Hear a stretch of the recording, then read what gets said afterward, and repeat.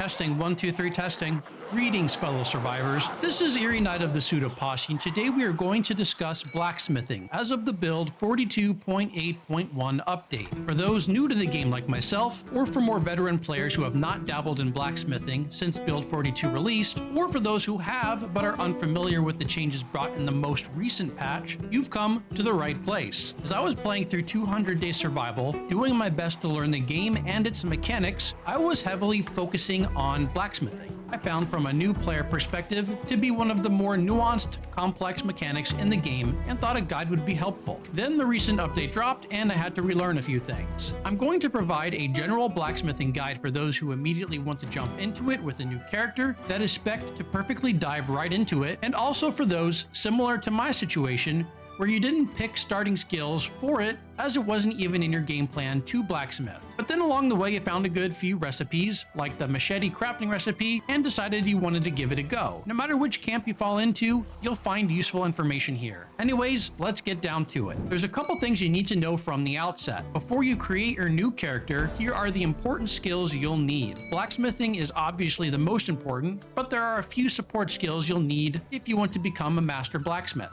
You'll need masonry level 2 to build your first forge, so that is a definite requirement, and pottery level 1 to build your ceramic molds for casting metal, plus some carpentry skills to build the necessary infrastructure to do all the butchery work you'll eventually need for animal hides in crafting the more advanced blacksmithing stations. Oh, and napping, while not required, can also help you craft a stone chisel if you have trouble finding a metalworking chisel in loot. So yeah, there's a lot of stuff you'll need to do, but only a limited number of points. First, blacksmithing. You have two options. The career, which provides 4 initial points into blacksmithing, which grants the largest XP bonus to the skill, plus knowing several recipes from the start, which will eliminate a ton of RNG from your progression. Alternatively, the blacksmithing skill, which also provides known recipes from the start, but half the starting skill at level 2 and a smaller XP gain. Since we don't need high levels in a lot of support skills, you could choose masonry to immediately start at level 2, which is the level you need to get your forge crafted. However, you can level masonry pretty fast without the masonry skill to level 2, so if you'd rather spec into something else, go ahead. There is also the new artisan skill, which is new to build 42.8.1, which grants +1 to pottery, saving you the trouble of wasting your clay on grinding the skill to level 1. Or of course you could supplement blacksmithing with the carpentry, career, or handy. Handy is especially nice as it gives carpentry plus masonry. Pick whatever combination of these you can afford, but I would personally prefer blacksmith, carpentry, masonry, pottery, and napping in that order. And of course, if you already have a character or don't want to immediately prioritize blacksmithing from day 1, then don't worry about any of these skills. Just pick what you want. Okay, so now you're in game and you want to start blacksmithing. Well, as you're looting, pay attention for tongs, hammers, metalworking chisels, pretty much any tool with metalworking in the name, and whetstones to a lesser degree. You'll need these tools to get started with blacksmithing. And if you started as a blacksmith, you have the additional option of crafting tongs from your forge as you have the recipe already unlocked and the requisite skill level. If you don't perk into blacksmithing, you don't have that option, but if it isn't your priority from the game start, you'll have likely found all the tools to get started by the time you're ready to blacksmith. While you are collecting all of that, level up your masonry to level 2 if you didn't pick the masonry skill. If you have a pickaxe, simply harvesting minerals will provide a nice amount of experience. And if you lack that, bashing stones will do the trick.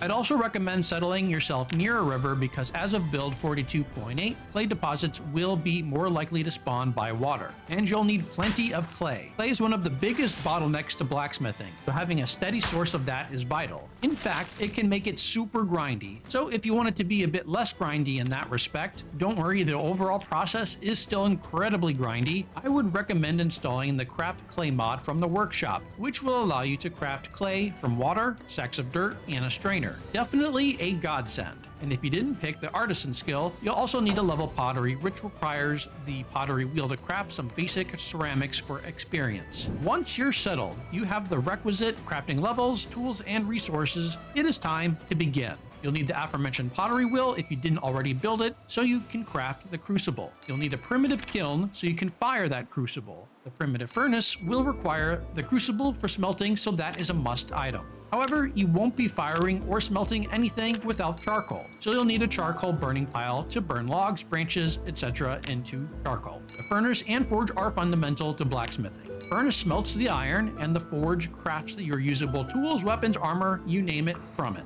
They come in 3 tiers: primitive, simple, and advanced. Guess which one you'll be starting with. You'll need to find yourself a bucket so you can mix a bucket of clay cement, which is a requirement in the forge and furnace build recipes. And of course, you'll need to craft a stone anvil, the entire purpose for getting masonry to level 2. Once you've done all of that, you should have your primitive forge, furnace, kiln, charcoal burning pit, and pottery wheel set up. And last but not least, you'll need to build a hand-operated press to craft bar molds for the forge. Alright, you're finally set up to start leveling your blacksmithing skill. Obviously, if you have any of the metalworking skill books appropriate to your current skill level, read those before grinding experience. And before doing this, consider installing the crafting experience display mod, which adds how much crafting XP you'll gain to the crafting menus. It is extremely helpful for identifying the best items for crafting, which, as we'll get to momentarily, isn't the only considering factor. There are a few factors in selecting the best recipes to use in power leveling your blacksmithing skill. One is obviously the XP gain itself. Crafting something for minimal gains is a complete waste of time. Being said, some recipes require more specialized tools or materials to craft, which you may not have at the start, or even if they are, like in the case of metal sheets, they're not in high supply, so crafting frying pans in bulk is infeasible. So the second factor in selecting a good power leveling recipe is the ease of crafting. Less requirements, the better. And the last and arguably most important factor, even more so than the pure XP gain per item craft, is sustainability. The time it takes to chop trees for burning charcoal, the time it takes to gather metal loot to smelt, all of that takes time. So you want to find a recipe that can be self-sustaining as much as possible, meaning you can craft the item from the forge, then smelt it, and use that to recraft the same item. Even if the XP gain is less than some of the other items per craft instance, you will save a ton, and I mean a ton of time in gathering materials. That is another reason why something like the frying pan is bad, because metal sheets, once used, cannot be recycled and reused. So, once you are out of metal sheets, you'll need to find more. Given all of that, what are some good candidates? I'll supply some options for both those who created a character well suited to blacksmithing and those who didn't but still want to dabble in it for one reason or another. Naturally, the blacksmithing career or skill has lots of flexibility because so many recipes are immediately known. The small knife grants 35 experience and only requires level 1, so a blacksmith can craft it from the get-go. The tool and resources required are minimal, and for sustainability, it takes 4 iron chunks to craft 1 forged bar. But you can cut the bar into quarters for 4 pieces, allowing you to craft 4 small knives. Each smelts for 1 iron chunk, giving you 4 back, allowing you to repeat the process. How about for you non-blacksmithers out there? The forged simple blade requires no blacksmith skill levels, so you can start at level 0. The tool and material requirements are exactly the same and provides a decent 25 experience. Here is the production workflow at the primitive stage. Before beginning, I recommend setting up crates nearby in which you can place materials and tools inside, or placed in the world on top, so you have everything at the ready and you don't need to remember to bring all your tools every time you want to forge something. Okay, step 1. Grab a bunch of wood to burn in the charcoal burning pile for charcoal. Step 2. Actually, you can skip this now, because build 42.8 changed this, but you'll need this step for higher tier crafting. Basically, craft a bunch of clay bar molds from the hand-operated press. Unfortunately, each is one-time use, so you'll need a bunch of these, one for each forged bar, which is why clay is the real bottleneck, as I previously mentioned. Settle near water or use the mod. And of course, fired in the primitive kiln.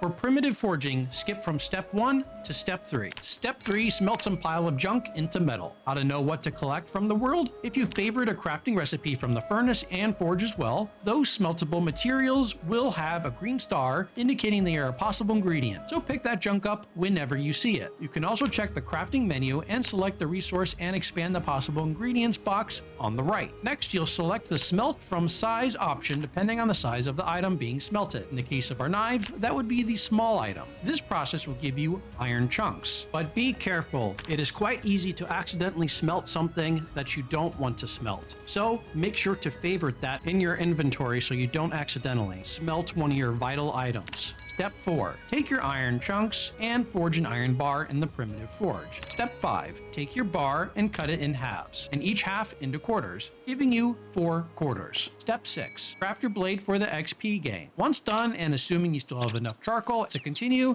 repeat from Step 3 for the smelting process and keep repeating until you need to refill charcoal and or ceramic molds to start back at Step 1 or 2. As you advance in blacksmithing skill level, you'll need to build the better furnaces and forges. With each tier, more recipes become available for crafting, assuming you know the recipes and have the minimum skill level requirements. As mentioned, there are 3 tiers for furnaces and forges. However, the only difference in the build recipes is an additional requirement to make a large bellows for the advanced variants. Otherwise, the material and tool requirements are exactly the same. So, unless you have no way to butcher an animal for the hide required to craft the bellows, there's no reason to craft the middle simple tier. Just skip right to the advanced. Regardless of which tier you pick, again, just skip to the advanced tier. You'll need to make an advanced kiln and a simple or advanced furnace.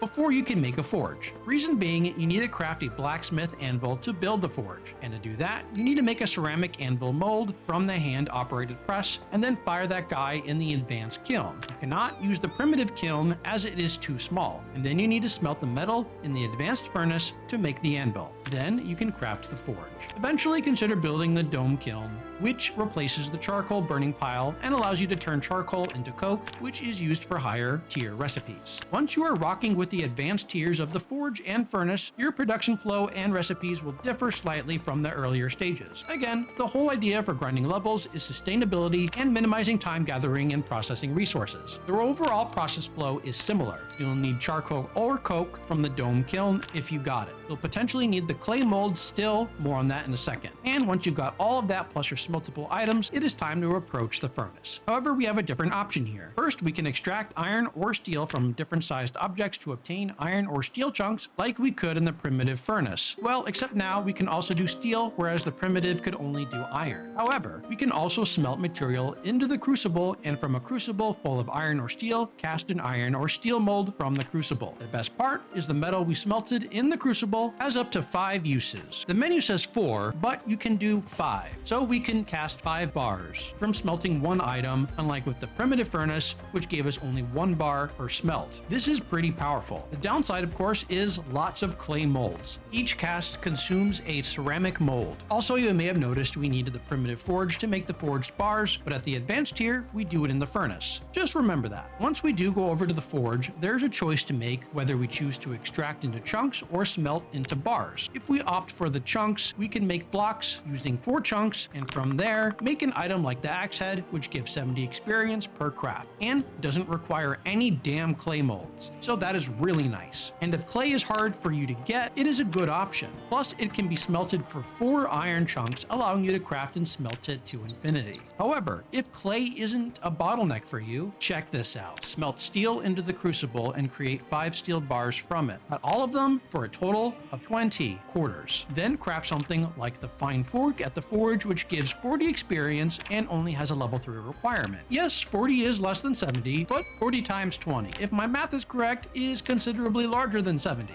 So if you can afford the clay investment, it is a powerful option for power leveling per metal smelt. I am not sure if there is a more optimal recipe to craft for power leveling. I'm still playing around with it myself, but if I happen to find one, I'll put that in the pinned comment. Of course, if any of you happen to know the golden recipe from your experience, feel free to share that with the community. Now, a special note for you non-blacksmiths, those that didn't pick the blacksmith career or skill at character creation like I did in my current world. It was never my intention to blacksmith, but I learned some recipes during my travels, including the almighty machete recipe, and decided to invest some time into leveling the blacksmithing up so I could have an endless supply of machetes. Well, once you get to the advanced forge, unlike the primitive stage, you have no available options, as pretty much everything there requires learning a recipe. So there isn't really a point to build anything beyond the primitive forge and furnace stuff until you find some recipes out in the world that you can use to power level more efficiently. In my current playthrough, I have the fine forks recipe unlocked, but not the axe head, so that is currently my best option. Regardless, once you reach the level in which you want to craft things for personal use, well, same thing. Craft that item, use it,